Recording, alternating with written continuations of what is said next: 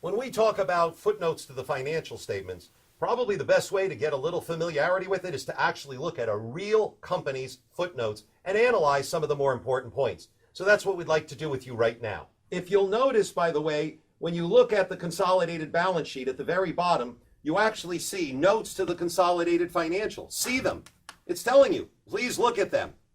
We then go on and you can take a look at footnote A, which is the summary of significant accounting policy information, which addresses how receivables, inventory, and PP are measured on the balance sheet. Once again, it discusses the concepts of the principles that you're using, the policies you're using. It doesn't go into the details. When you look at footnote B as in boy, you'll notice that this one covers details of the accounts receivable policy and the allowance for doubtful account.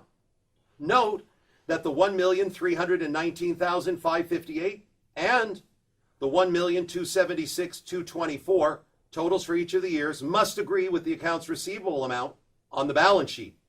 The allowance for doubtful accounts must also agree with the amount on the balance sheet.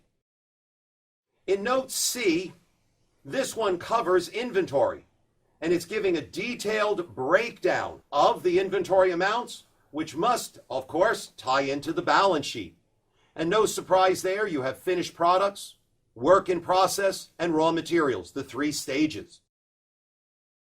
When we move on to note D, in this particular case, we're looking at it provides detailed information on the property, plant, and equipment, including mortgages and accumulated depreciation. Again, balances must tie in.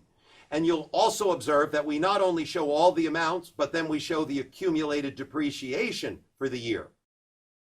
In note E, we're providing information about the classes of intangible assets, their useful lives, the amortization methods, and the accumulated amortization associated with it.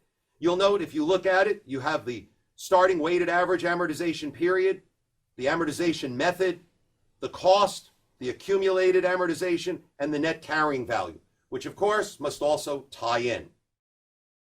And then we have note J. It covers long-term debt. The types of debt and the due dates of the debt are in detail. So you have to show what's the interest rate and the due date. So you're going to show all of that information. This is required according to US GAAP. And then, of course, in your table of contractual obligations, you're going to want to show payments over the next 5 years.